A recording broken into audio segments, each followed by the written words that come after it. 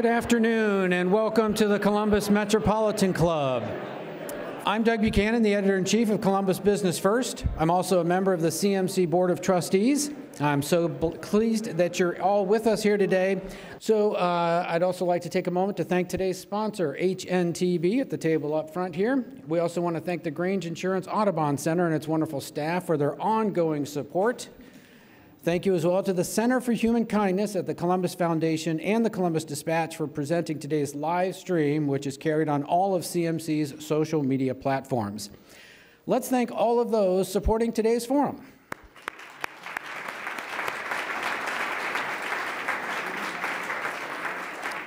All right, on with the program. Could Columbus finally be close to welcoming back passenger trains? In much of the world, a capital city without passenger rail would be unthinkable, yet that's been the case here in Columbus since, yikes, 1979. That year, Central Ohio bet all of its transportation chips on cars, buses, and airplanes, and our transit puzzle has been without passenger trains of any kind since then. I just confirmed with our panelists that we are the country's second largest city without any passenger trains. Does anybody know what the first one is? Yes?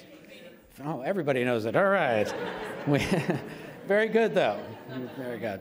Yes, it is Phoenix, and obviously Phoenix sounds like a lovely place, but we're better than them, so we should have that.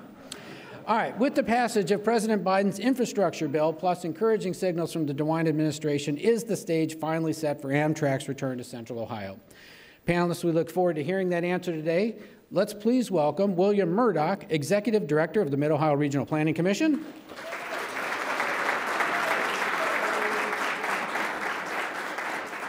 Aaron Rao, Director of Network Development for Amtrak. Aaron Rosiello, Vice Chair of All Aboard Ohio.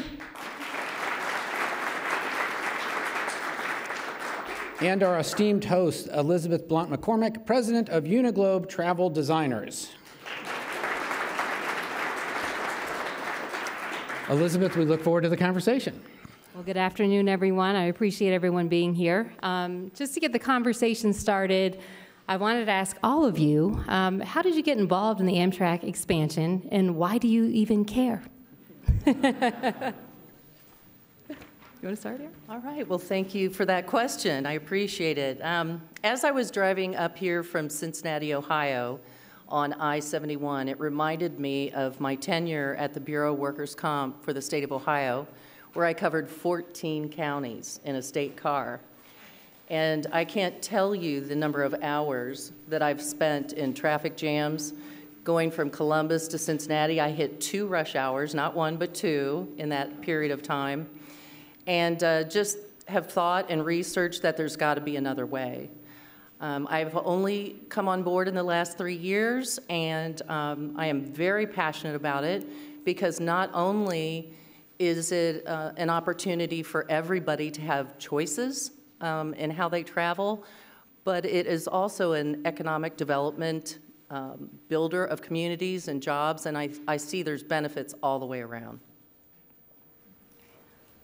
Thanks, and yeah, so I, before taking this job at Amtrak, I joined Amtrak in July of last year. I worked for the Wisconsin Department of Transportation as the passenger rail director there.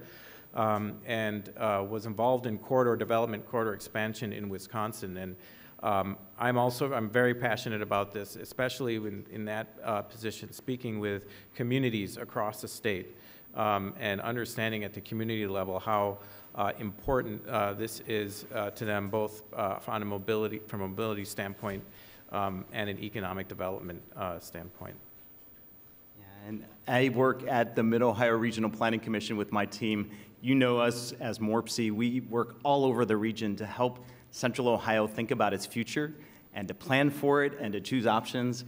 And I tell you what, Elizabeth, as a person who grew up in Central Ohio, when we wanted a train or we wanted another option, we had to go other places. And being at a place like MORPC, it's all about providing those options, getting a community what it needs to thrive and grow. And man, passenger rail, Amtrak, this is something we've been working on for a long time. Thank you so much. Okay, so my next question is, with no passenger rail service or light rail at all, Central Ohio is the second largest city without rail service in the entire country. So give us a little history here. You know, when did we last see passenger trains in Columbus, and how did we get to this point?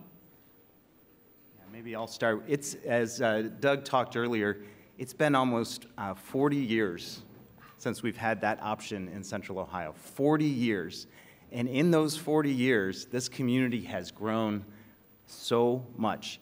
And when we think about all of the opportunities that we may have missed over those 40 years, you know, we should check ourselves. It's a great place to live. We're continuing to grow, but we're reaching the point now where we're not the small capital of Ohio that we used to be.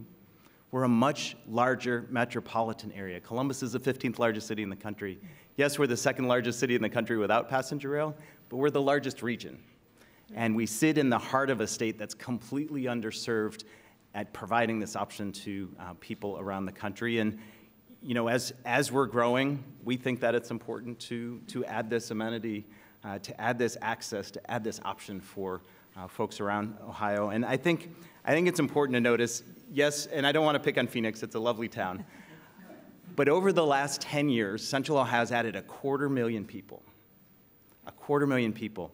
When you look at the region of the services that we're talking about for passenger rail right now, that population is bigger than the Phoenix area. It's bigger than Arizona. We're looking at a population in the core of Ohio that is unserved by passenger rail.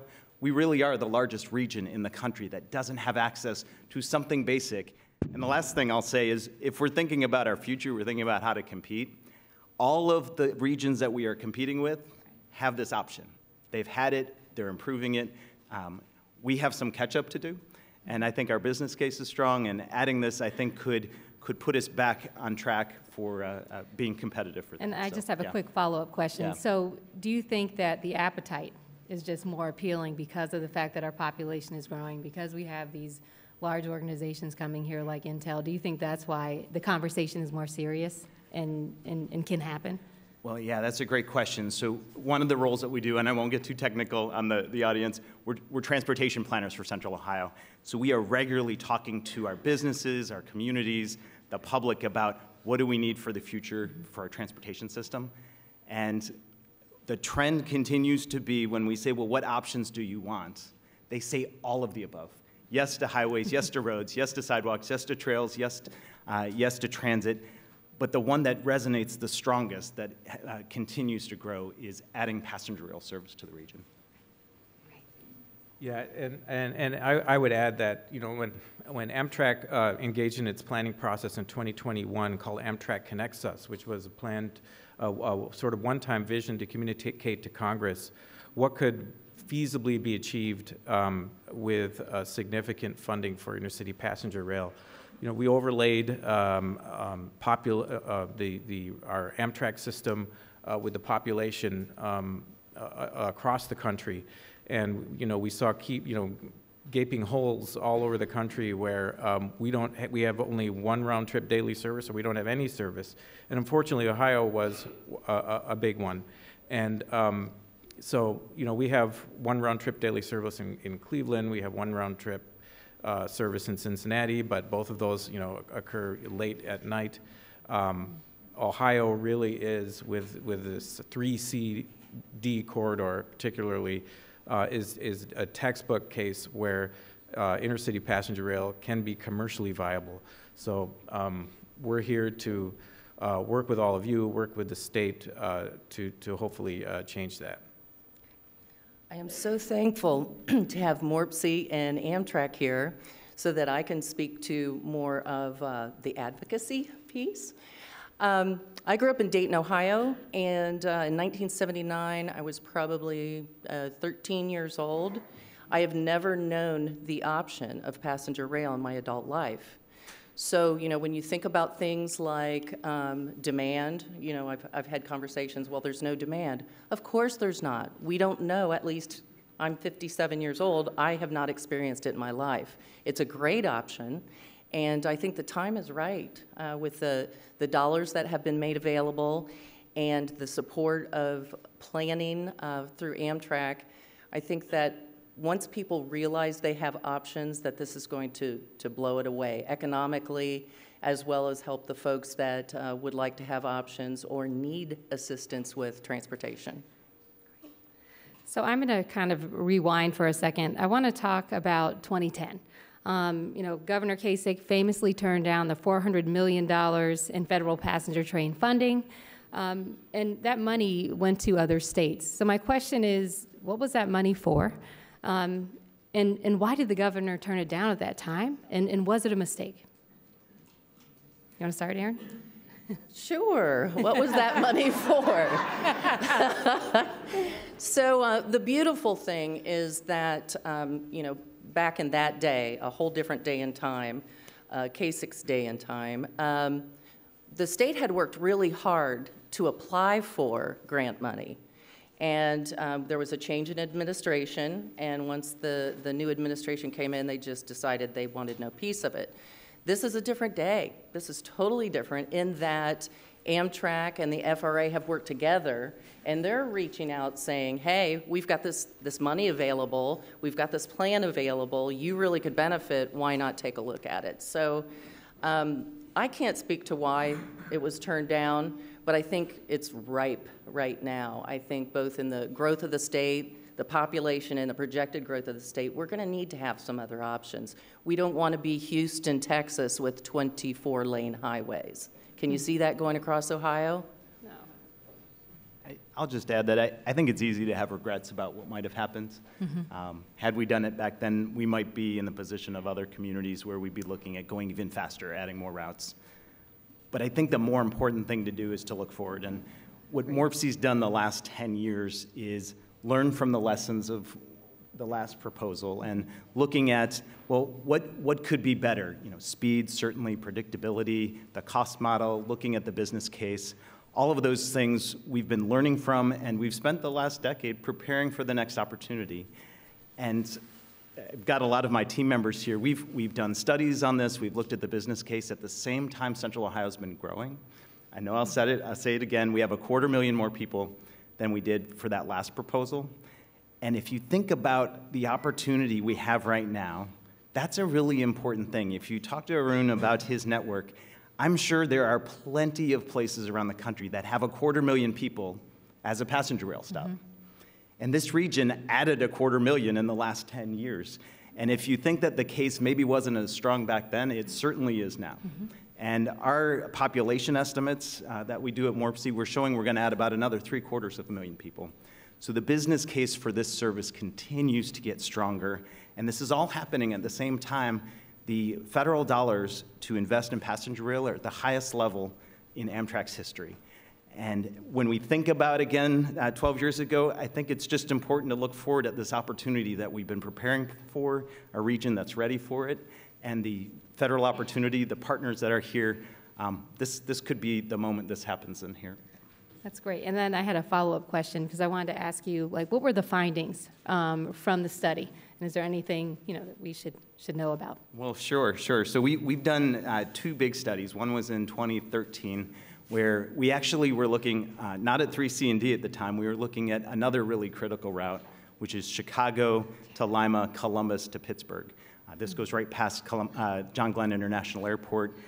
This is also a pretty compelling corridor. And when we partnered with communities from Chicago all the way through, we saw a really strong business case. We saw, again, the potential for passenger ridership is high when you look at the availability of rail. It's high when you look at the communities along the line. It's high. That study really laid out the possibility and compelled us to continue studying that corridor. Fast forward a little bit to 2019 or so, we put together, it's called RSTI, the acronym is Rapid Speed Transportation Initiative, because we felt very strongly that the Columbus region needed options other than cars or planes to connect to other regions around Ohio and around the Midwest and East Coast. And that study, again, confirmed all of these findings, that the business case is there, the routes are there, the business community supports it, and that the public has indicated it's an option that they want. So these studies got us ready and confirmed that we should go after this when the opportunity opens. And I think, too, would be important. I mean, when you're flying out of John Glenn, you know, you really can't connect internationally, right? Like, there's a short period of time, about 6 weeks right now for spring break, when you can fly nonstop to Cancun. But how incredible would it be if we could just jump on the train, go to O'Hare, and then fly over to Europe, right? So I just think there's so many opportunities, you know, for us really to make travel even easier. And I think train and rail service is the way to go. So, Aaron, can you speak more about All Aboard Ohio? And, you know, what you want to accomplish and how we can help with that. Absolutely. One thing that I would like to point out is this year is the 50th anniversary for All Aboard Ohio. So they've been working at this for quite some time. I'm relatively new on board this is now my 3rd year.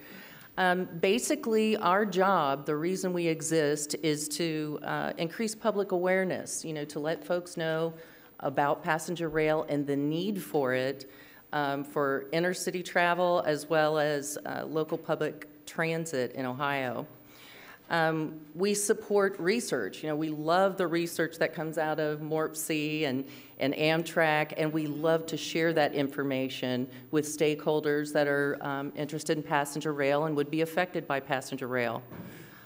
We also provide outreach to the public at large, education, and try to help them understand not just the benefits of passenger rail, but the costs matter, you know, and we are in a position right now where the governor has finally taken advantage of the opportunity to have research paid for. So we will all be able to see this business case and to make good decisions based on good information. We support the innovation and development of a balanced transportation system and the ability for people to have choices. We have here a table full of All Aboard Ohio folks, including our executive director, Stu Nicholson. And Stu spends a lot of time getting the word out via the press. He does a wonderful job with that.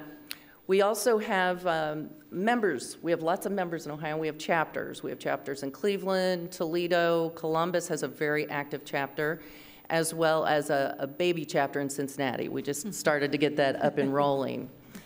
The idea of the chapters is to bring news to them, information, education, so that they can then go out and spread the word and get more people involved and kind of be the boots on the ground. So how can we help? Membership is greatly appreciated. You know, anybody that is interested in advocating for passenger rail, we have I don't have a copy here, brochure on your table. We have contact information. Feel free to check out our website. We also have monthly statewide Zoom meetings that you're welcome to attend, that, you know, we bring information to our membership. So we are seeking your support, seeking membership, and anybody that would like to reach out, please do. That's great. So I have another question. So in 2021, Congress passed the bipartisan infrastructure law, so it was President Biden's infrastructure bill, which gave $66 billion for passenger and freight rail improvements. Is that what we're talking about right now? Yeah, absolutely, and that is the biggest commitment in the nation's history for improving passenger rail service and adding new routes. And when we're looking at the application that's in front of us right now, it's to get started on accessing those dollars.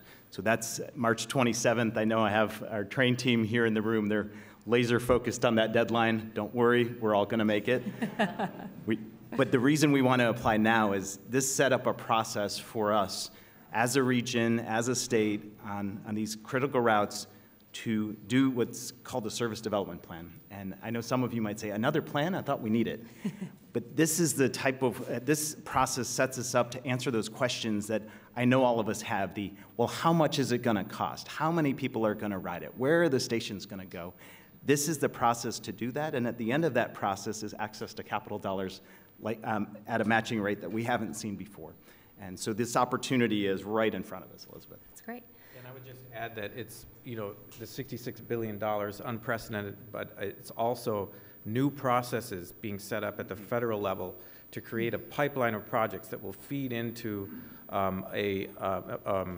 grant programs for final design and construction.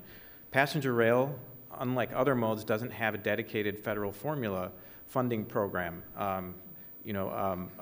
public transit does, highways does, but passenger rail doesn't.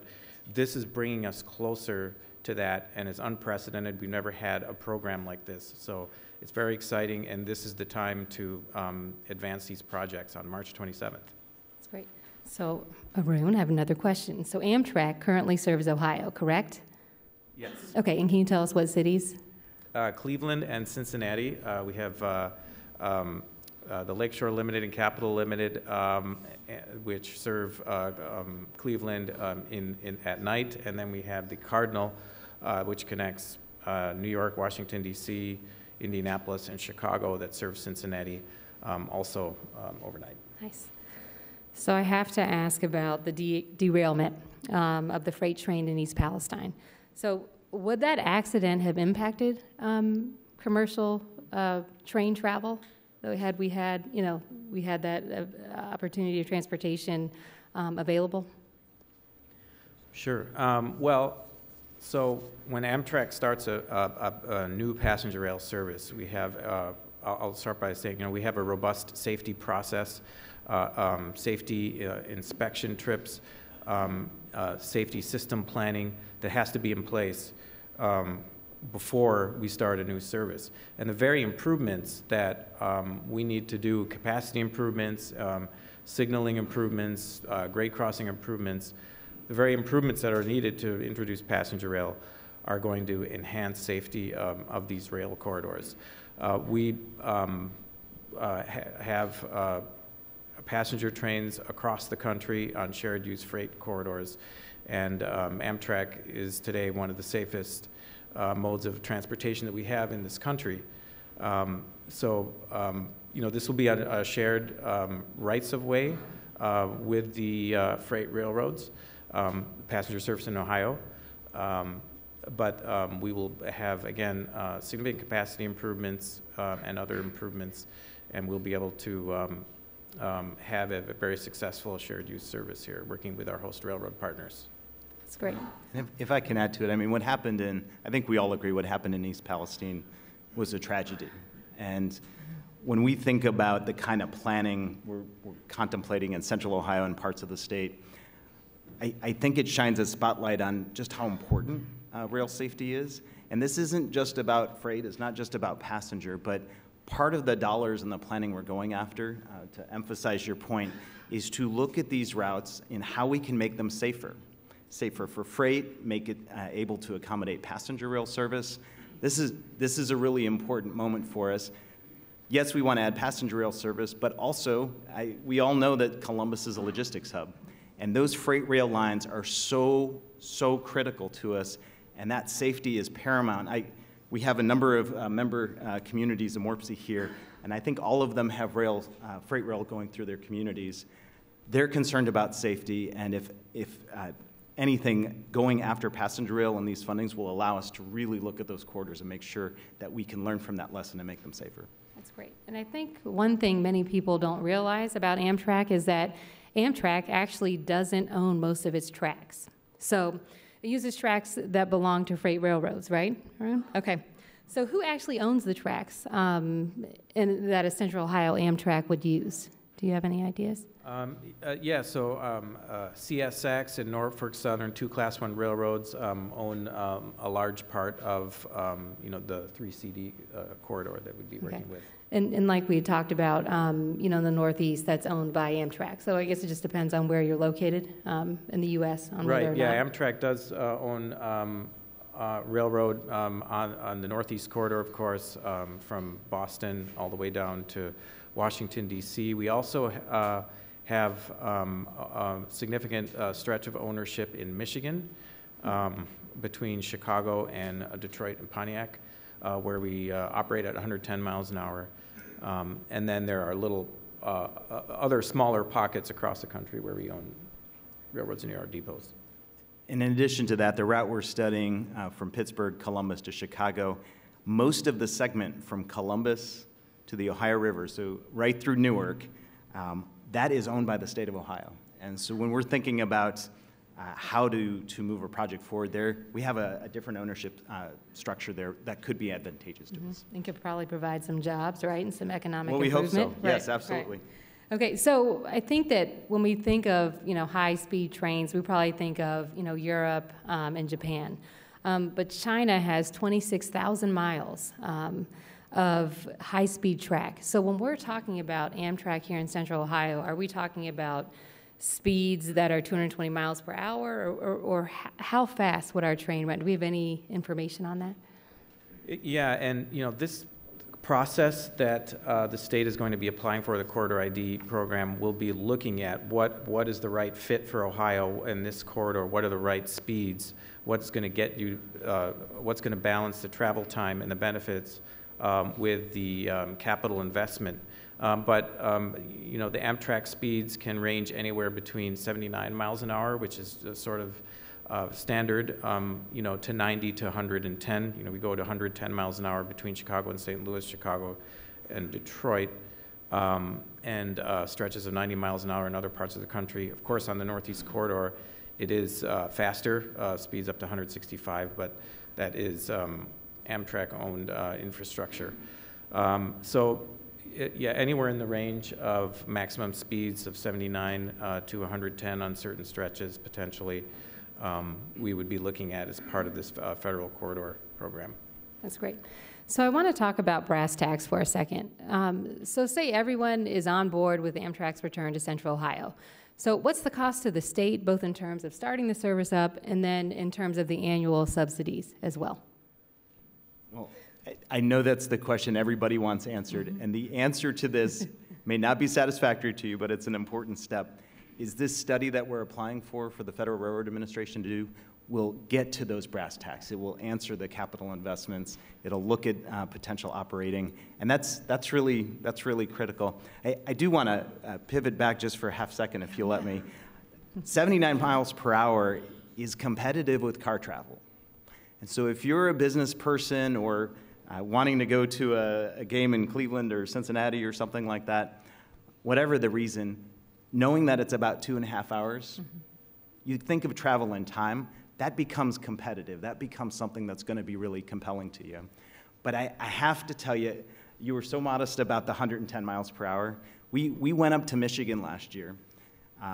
They have a legislative delegation. Why am I telling you this? Because it's 110 miles per hour from Ann Arbor west, 110 miles per hour from Lansing west. And as a Buckeye, it absolutely killed me to be on a train parallel with a highway, seeing the cars fade off in the distance as we were speeding ahead of them at 110 miles an hour.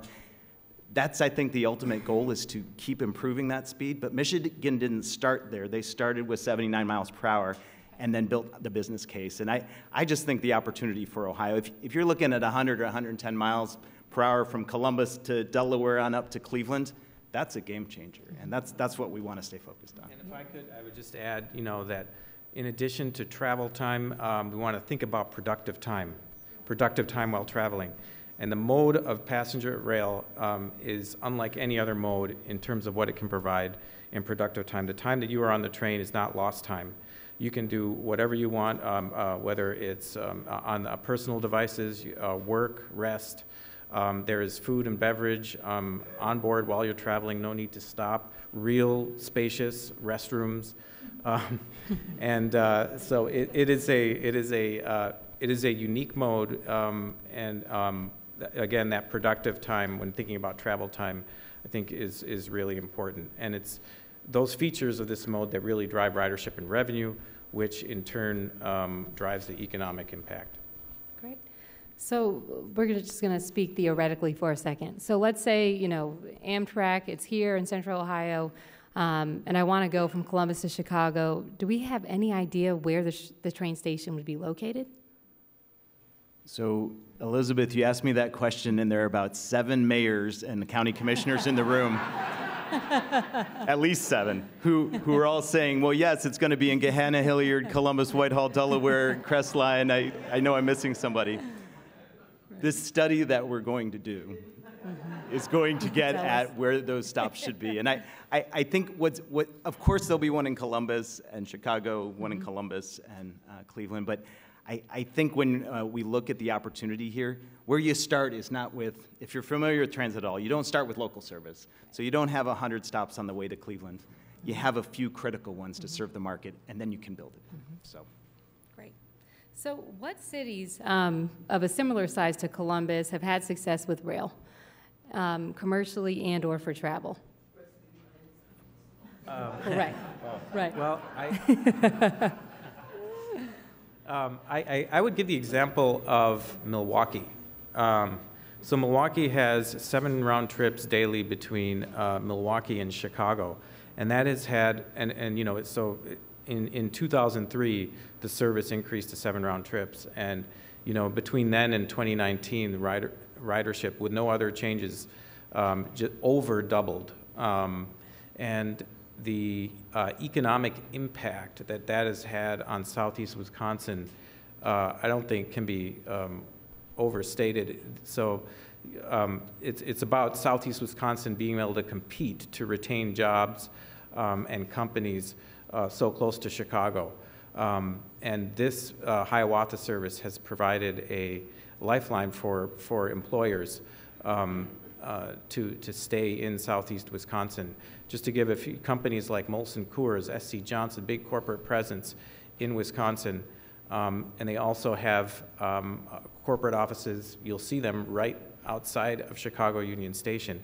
They literally have hundreds of people on these trains every day going back and forth, or people who live in one place and work in another. And with teleworking, that has not really had a significant reduction in that activity from these companies. In fact, in some cases, it increases the usage of the train. So big economic impact in Southeast Wisconsin from a service like this in terms of attracting and retaining employers. So one more question for you. So what does the timeline look like?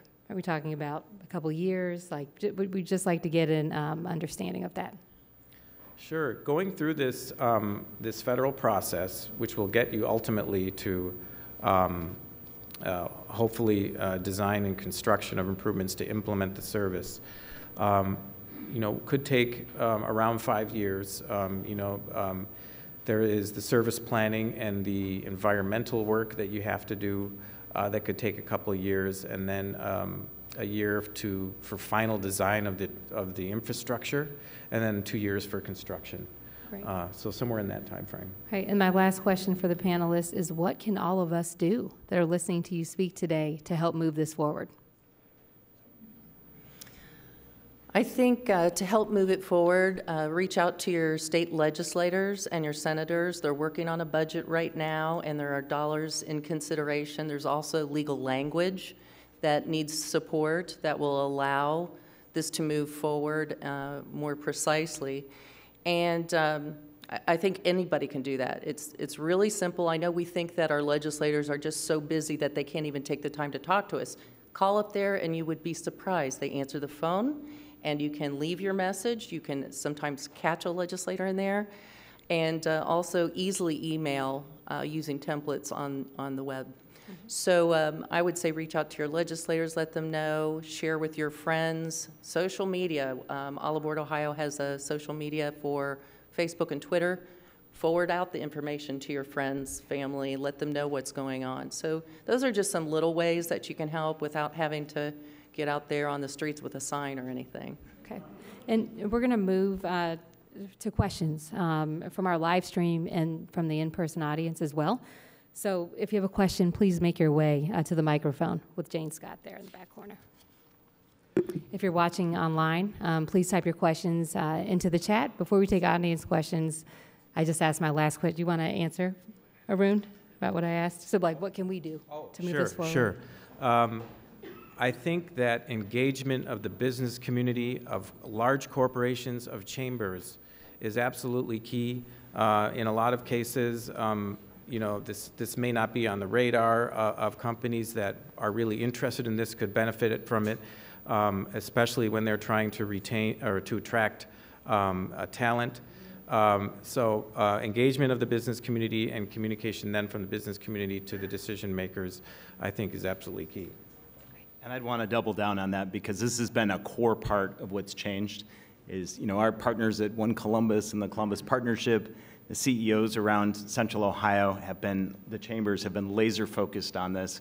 Continue to reach out to them, let them know it's important. Local leaders, whether it's your mayor, your county commissioner, they're working hard to try to do this. Letting them know it's still important is critical. And frankly, telling your story, like reach out, social media, telling about how this would be important to you, whether it's access for someone who needs access or benefits you because you think it's fun or because it helps business. Telling that story is going to continue the momentum for it. Agreed. So I see everyone is lined up with Jane Scott.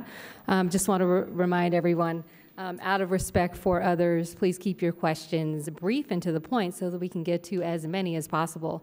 And please also keep in mind that questions do end with a question mark. I'll take it over to you.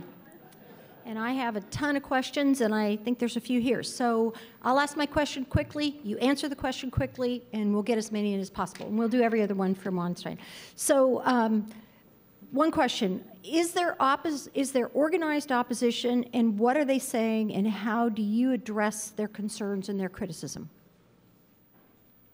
Well, I think no matter the question, there's always folks who are proponents and opponents.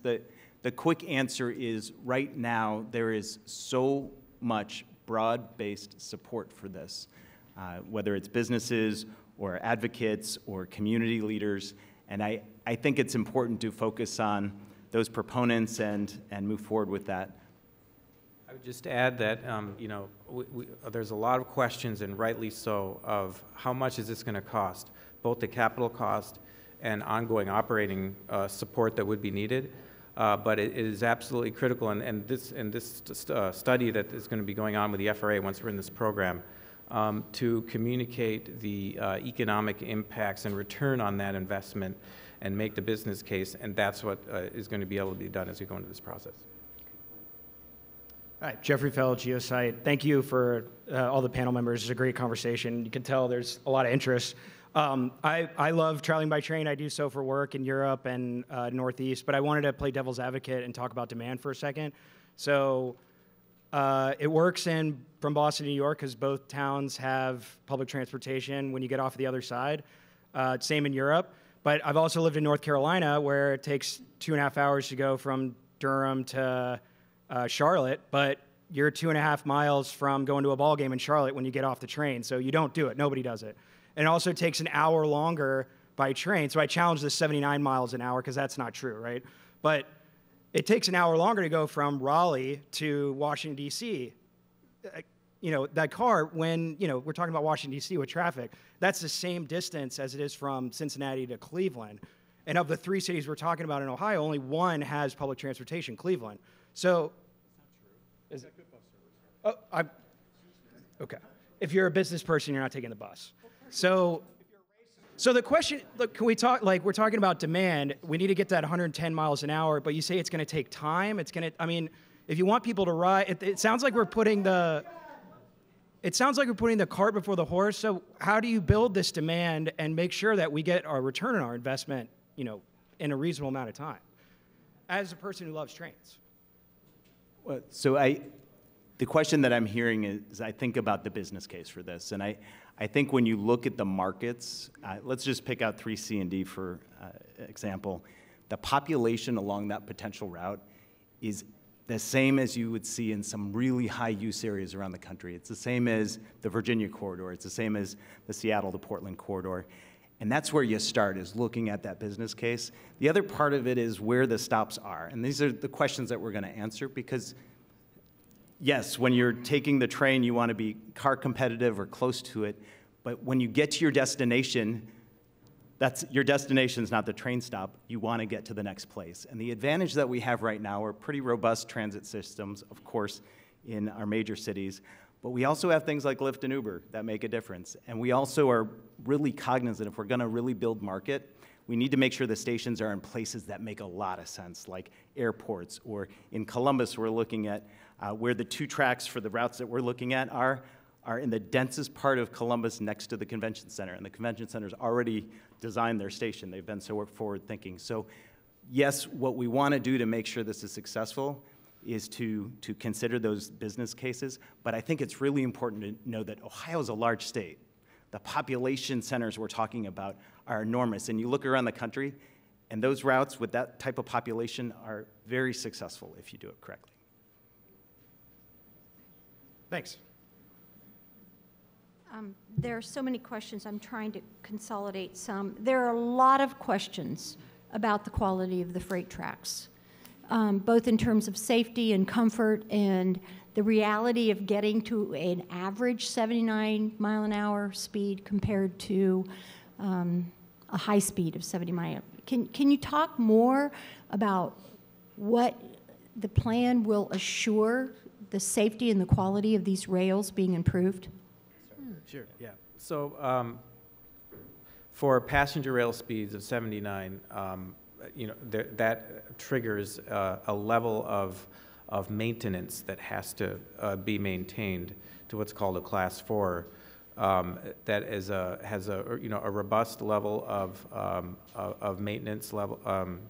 When you go to 90 miles an hour, that triggers additional grade crossing and other safety improvements. Grade crossings, not just lights and gates, but quad gates or crossings with medium barriers. Same to 110. And then when you go above 110, then you're talking about grade separated, which we're not looking at here. But safety is absolutely paramount, and I do think that safety of the railroads that intercity passenger rail would be implemented on would be enhanced by this, and we will be able to operate a safe service. Rick Secker. I'm a little discouraged to hear about the 5-year time frame because people who can't drive, shouldn't drive, or don't want to drive are effectively stranded in central Ohio if they want to go to other Ohio cities or places like Pittsburgh, because literally the only option to driving is Greyhound, and Greyhound is in a state of collapse in Ohio. What do we do for the next 5 years to travel? I mean, thanks for the question, Cleve. I mean, it speaks to one of the things that, yes, the business case is important. Yes, we want options for business or travel, but access is a really important issue. We have an employee who talks about his grandma in Springfield, and she doesn't have that option to get around. And what does she do for the next 5 years? I know that at MORPC, part of what we do is we work with, yes, CODA, but also the rural transit providers and the human services transportation providers in the counties in central Ohio to try to connect them to those options. That won't get them to Pittsburgh, but it could get them to necessary services. It could get them to the airport. It could get them to those other options in the meantime. And I'll just say I appreciate that question, and we at Amtrak really understand that need, and that's why we're here. We want to do whatever we can, working with our state partners and the FRA to move these things along as best they can go in the process. I will say that I'm optimistic more than ever before that these things will start to move a little quicker because of this quarter ID pipeline program that's been developed that hasn't happened before. So I'm optimistic there. I'm John Lowe. What routes are being considered? For example, is Chicago to Florida through Ohio a possibility? Well, the routes that we're working on in Ohio that our organization's been involved with, yes, Cleveland to Columbus, Dayton to Cincinnati, and some stops in between. We're working at Pittsburgh to Newark to the airport to Columbus on up to the northwest towards Lima, Fort Wayne, Chicago.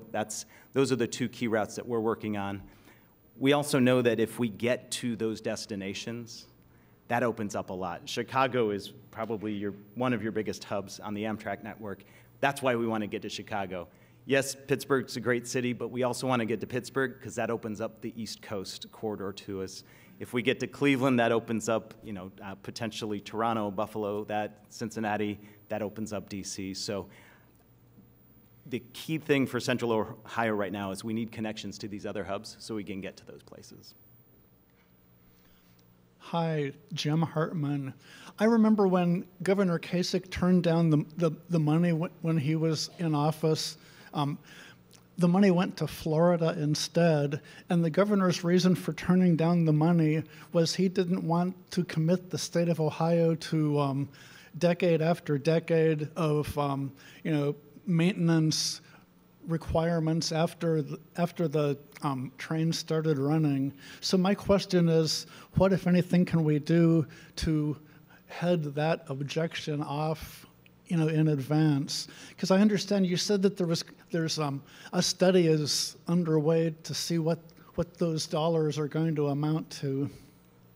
Sure, I can start with that. Again, things are very different now, especially with these federal programs. A very important federal program now that is available for new services is that federal funding can be applied for to help cover what would be the state operating support for the first 6 years of service. And that's designed to be that 6 years, a startup period during which ridership and revenue will ramp up and build, and then the need for operating support will be less. So that is a huge opportunity that's going to change the dynamic. But also, I would say, again, the business case and the return on investment of ongoing support will be important to communicate once we have those numbers. Had a number of questions in this area, too. Many people have traveled by rail in Europe and Asia and everywhere else.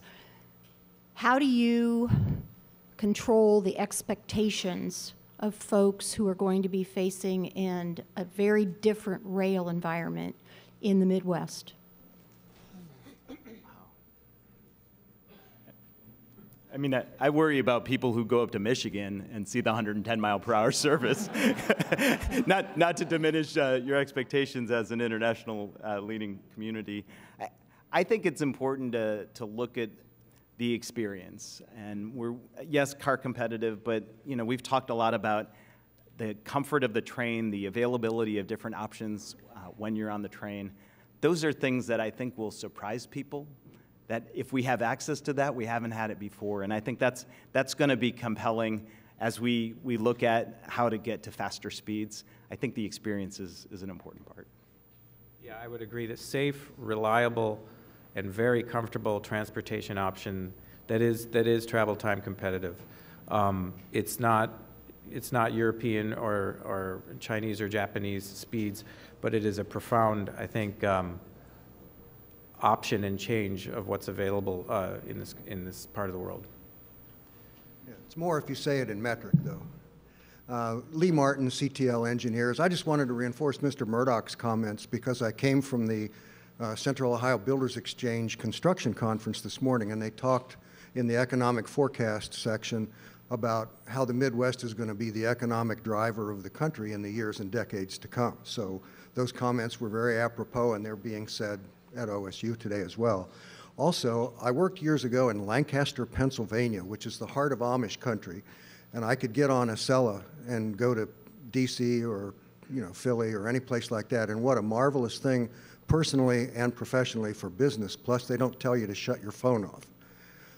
And then in Miami, to overcome the first mile issue that was brought up earlier, first and last mile, you can get on a big train in West Palm Beach, transfer at an intermodal station to a light rail, and then transfer to an autonomous trolley and go all through downtown Miami, and you can be there in half the time it takes to drive a car. Wow. So those are my comments. Thank you. And we have no middle seat and no security lines. I'm Bill Allman. I have a vast transportation career. My first question is, why don't all of you who want to see how a grassroots, all aboard Ohio organization works come to our meeting this Saturday morning at the Grandview Public Library at 10 a.m. and air out there? You'll have very good listeners. My second real question is, warranted or not, to some people, Amtrak has a bad stigma in the Midwest. So my question is, why don't you think about trying to relabel the service to a name that would not have any association with a bad stigma. When I am in Columbus and I want to go to Cincinnati, I would love to take the Cincinnati Rapid, and I would love to take the Cleveland Rapid. But you're asking me to take unproven Amtrak? Let's think about relabeling it. Thank you. Do you want to say anything? Well, or, yeah, no, I would just, say that as I've traveled across the country in this position, there is Amtrak is actually a beloved name by many communities across the country, I've found. And but in the Midwest, we have the Midwest states have sort of created a new sub-brand with Amtrak Midwest, to differentiate those services from the very popular long-distance trains, but to differentiate these services which provide more frequent and faster service on regional routes within the Midwest region. So that's one example of where we've adjusted the brand to meet those expectations. I'm Thea Ewing. I'm with HNTV here in Columbus. And I was just curious. I talk to many businesses often around town about this, and they don't know very much, and they don't know how to get involved. So especially Aaron and William, do you guys go out and talk to businesses or brief them, do lunch and learns so that they can maybe go advocate for themselves? That is a great idea, and we need to do more of that. Getting engaged with chambers of commerce and being able to present to businesses is a great way to get that message out. We need more volunteers to have the ability to do so, to reach out to that community, but at the moment, we do it hit or miss. We need to do a better job of that. Yeah, and if I can just add to that, and first, just as an aside, the woman standing at the microphone was the powerhouse behind all of the work we did at Morpsey the last 10 years.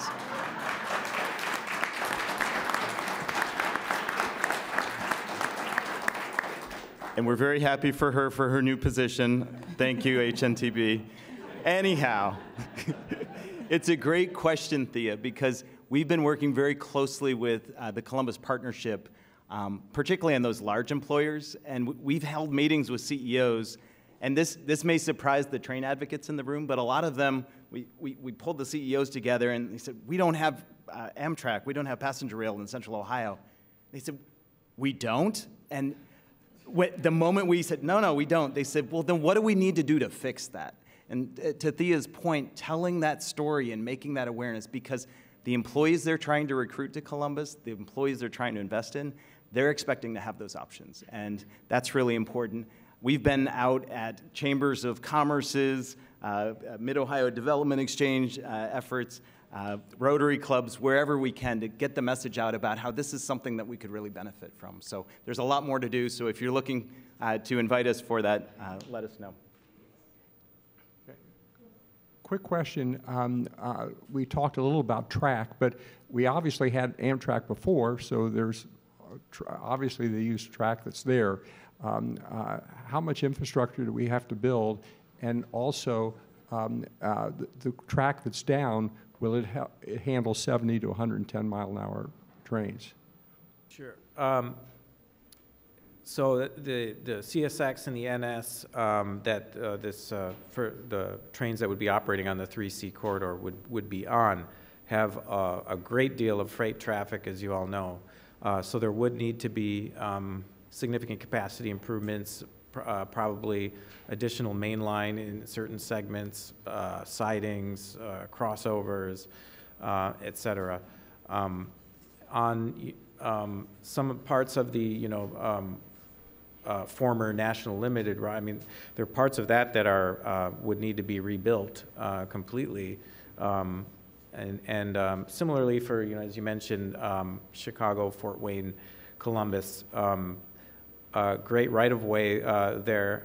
It would need some track rebuilding and significant improvements, though, for passenger service. Yeah, and just to add to that, this application we're making to the Federal Railroad Administration will help answer those questions. It'll help lay out where we need to make those improvements. And I'll just finish by saying it's so important in Central Ohio that as we get bigger, we grow better. And that means we need more options in transportation, but that also means we need to invest, and we need to invest it really soon. We're growing quickly, investing in all different transportation modes, especially passenger rail and freight rail, to improve that. That's really a big part of growing better. Well, everyone, I do wish we had more time, but I'm getting the wrap-up signal, so I'll hand it over to Doug Buchanan with closing remarks. All right. Well, I hope you found today's forum lively. It was certainly livelier than I was expecting, and I hope I feel like sometimes we're preaching to the choir here at CMC. So definitely take these discussions back to your workplaces, back to your friends and family networks. Because I agree, we need to convince people of the need for this for our future. All right, thank you to today's sponsor, Thea Ewing, and HNTB, the whole crew there. Thank you to the Grange Insurance Audubon Center for its support. Thank you to all our virtual seat patrons and to the Center for Human Kindness at the Columbus Foundation and the Columbus Dispatch for supporting today's live stream. And a very special appreciation to today's speakers, William Murdoch, Aaron Rao, Aaron Roselio, and Elizabeth Blunt McCormick. Let's have a round of applause for them.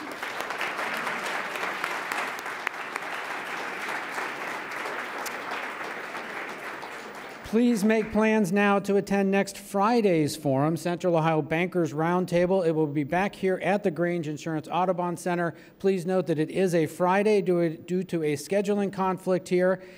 Please also take a moment to answer the short survey that's in your forum flyers. Thank you, everyone. We couldn't do this without you. Have a great rest of the day.